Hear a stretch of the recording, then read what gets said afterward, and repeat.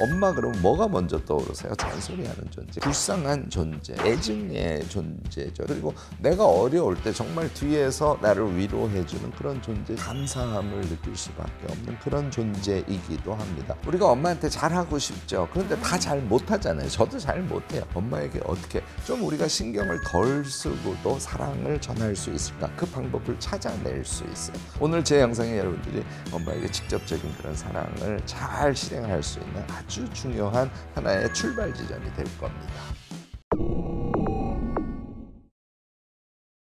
안녕하세요. 무엇이든 세 가지로 가르쳐드리는 명지대 교수 김익환입니다.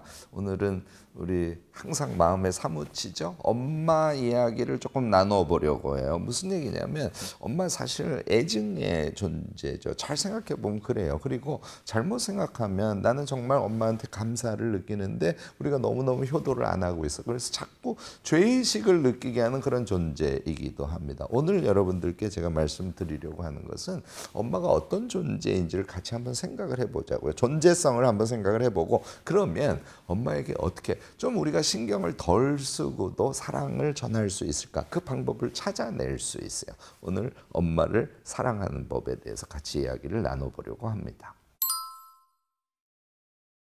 여러분들이 생각해 보시면 어떤 존재인지 금방 사실은 알 수 있어요. 제가 같이 한번 정리를 해볼까요? 여러분들에게 엄마 그러면 뭐가 먼저 떠오르세요? 저는 잔소리가 먼저 떠오릅니다. 엄마는 잔소리하는 존재. 그런데 이 잔소리도 잘 생각해 보면 양면성을 갖고 있어요. 하나는 나 잘 되라고 하는 거죠. 그렇지만 사실은 잘 되라고 하는 방법이 교육적인 측면에서는 미숙하기도 했던 거거든요. 그러니까 아주 지긋지긋한 잔소리쟁이 이런 이미지가 우리에게 남아 있습니다. 두 번째는 어떤 존재일까요? 네, 우리가 뭘 해달라 그러면 다 해주는, 그리고 내가 어려울 때 정말 뒤에서 나를 위로해주는 그런 존재지 않습니까? 그래서 엄마의 그 희생적인 노력에 의해서 우리는 이만큼 성장을 한 거죠. 엄마에 대한 감사함을 느낄 수밖에 없는 그런 존재이기도 합니다. 우리가 엄마를 사랑하는 기반이 바로 이런 경험 때문에 생기는 것이죠. 세 번째 엄마는요, 엄마가 나이가 이제 50대, 60대, 70대 더 나이가 들면 들수록 그런데 결국은 우리에게 불쌍한 존재예요. 엄마를 생각하면 엄마의 그 불쌍함이 떠올라서 자꾸 눈물을 글썽거리게 되는 그런 존재라는 것이죠. 엄마는 그래서 잔소리하는 싫은 존재이기도 하고 나의 품과 같은, 내가 돌아가고 싶은 그런 어떤 언덕 같은 존재이기도 하고, 또 한편으로는 너무너무나 불쌍해서 내가 정말 무엇인가를 꼭 해드려야 되는 존재, 이런 것들이 복합적으로 우리 가슴 속에 떠오르지 않을 수 없을 겁니다. 엄마의 이런 존재성을 우리가 정확하게 인식을 하고 나면 우리가 생각하는 애증에서 싫은 지점이 있지 않습니까? 그것은 언덕의 존재로서의 엄마, 그러나 엄마도 한계 있는 존재이기 때문에 나에게 싫은 기억이 남아있는 것이거든요. 그리고 심지어는 그런 언덕과 같은 존재였던 엄마가 지금은 무능해져서 너무너무 불쌍한 존재야. 이제 이런 것들을 우리가 머릿속으로 정리하고 정리한 상태에서 우리의 감정을 잘 들여다볼 수 있는 그런 상태가 되지 않을까 싶습니다. 우리가 엄마한테 잘하고 싶죠. 그런데 다 잘 못하잖아요. 저도 잘 못해요. 그 원인을 찾아보면 좀 우리가 엄마한테 잘할 수 있게 되지 않을까요? 첫 번째 이유는 뭐 당연히 너무 바빠서 그래요. 그러니까 바빠서 시간을 못 낼 뿐만 아니라 바쁘면 잊어버리잖아요. 그러니까 잊어버리니까 엄마에게 뭔가를 잘해드릴 수가 없는 거죠. 두 번째는요, 잘해드리려고 하더라도 우리가 한국이 정말 이런 게 잘 안 돼 있는데 무엇인가를 감사를 표시한다든지 엄마한테 뭔가를 잘해드린다든지 하면 아이템이 다양해야 되거든요. 그런데 뭘 해드릴지 모르는 거예요. 또 안 하다 보면 더 뭘 해야 될지 모르게 되지 않습니까? 이런 게 이제 엄마한테 잘 못하는 이유의 하나가 될 것이고요. 세 번째는 이걸 여러분들이 간헐적으로 가끔 그냥 생각날 때마다 해보세요.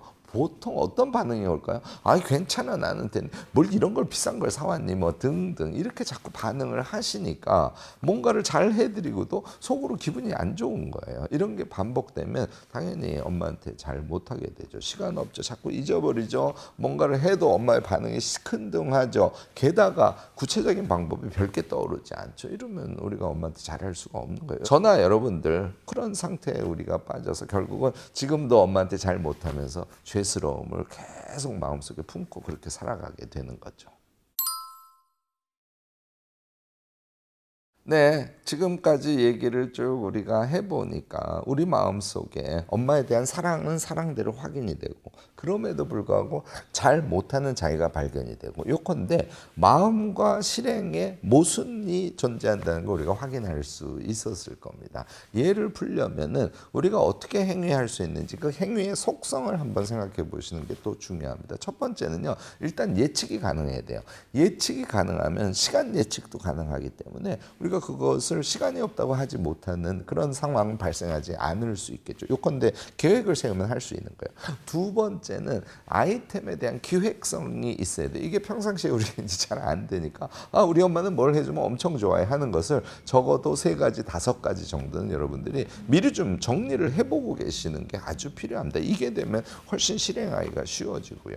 세 번째는 우리가 뭘 잘 못할 때 어떻게 하면 쉽게 풀 수 있나요? 루틴이에요. 그래서 엄마에 대한 사랑의 실천도 루틴이다. 이렇게 여러분들 한번 머릿속으로 정리를 해보시기 바랍니다. 자, 그러면 쭉 연간 계획을 세워. 거기다가 내가 엄마한테 해드릴 수 있는 아이템이 5가지가 있어. 그게 이제 계획 속에 박혀져 있어. 그리고 걔를 시간의 주기성에 따라서 하는 그런 루틴으로 박아버려. 여러분들 어떨까요? 쉽게 엄마에게 사랑을 표출할 수 있게 되지 않을까요? 이렇게 본래의 속성을 한번 판단해 보시는 것이 여러분들이 엄마에게 직접적인 그런 사랑을 잘 실행할 수 있는 아주 중요한 하나의 출발 지점이 될 겁니다. 네, 제 예를 여러분들께 드리려고 합니다. 제가 2024년에 이렇게 하려고 해요. 저는요, 우선 아이템을 쭉 여러 가지를 생각을 해서 1년 동안 루틴으로 이렇게 해야지 하고 결정을 하고 그것을 실행을 합니다. 첫 번째 여러분들이 1년에 한 번씩 하는 거예요. 요거 매년 하시면 정말 좋아요. 엄마가 그걸 기억하고 그 감사의 마음이 계속 마음속에 계시거든요. 엄청 효자다, 효자다 이렇게 얘기하실 가능성이 높은데 1년에 한 번씩 너무 길게 가시지 말고요. 그냥 1박 2일로 여행을 가시기 바랍니다. 대체로 지방에서 성장하신 엄마들이 많으니까 고향 찾아가기 같은 것도 아주 좋은 여행 방법이에요. 그래서 2024년 제가 이제 6월 하순에 계획을 이미 잡아놨는데요. 엄마랑 1박 2일 여행을 갈 겁니다. 우리 엄마가요 96세 노모세요. 그렇지만 계획을 잘 세우면 편안하게 여행을 모실 수 있거든요. 요거 매년 하시기를 권하고요. 두 번째는 분기별로 한 번씩은 선물을 하시는 게 아주 좋은 방법이에요.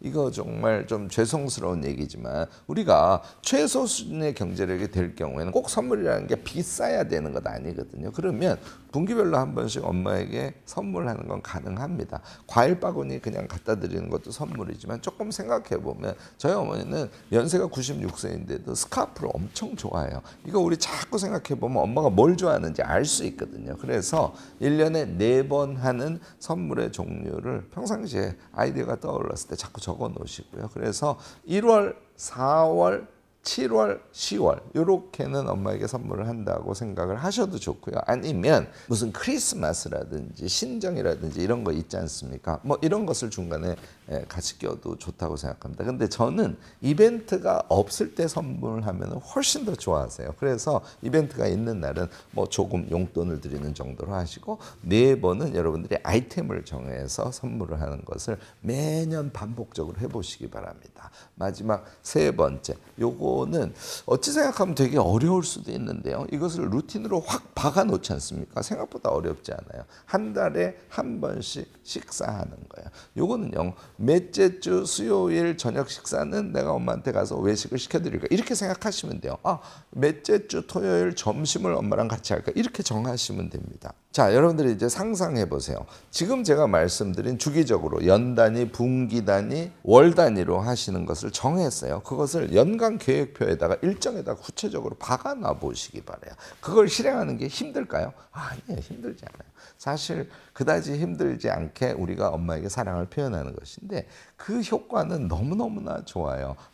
내 자식이 나를 이렇게 챙겨주고 있구나 하는 것을 지속적으로 엄마가 느끼게 됩니다. 그래서 효자 소리 들으면서 우리가 엄마와의 관계를 잘 만들어갈 수 있게 되지 않을까 싶습니다. 오늘은 여러분들이 평상시에 많이 고민할 만한 사안이라서 우리가 어떻게 하면 엄마를 사랑할 수 있을까에 대해서 제 식의 방법을 여러분들께 제안을 해봤습니다. 도움이 되셨는지 모르겠습니다. 오늘 제 영상이 여러분들께 유익하셨다면 좋아요, 구독, 알림 설정까지 꼭 부탁드리겠습니다.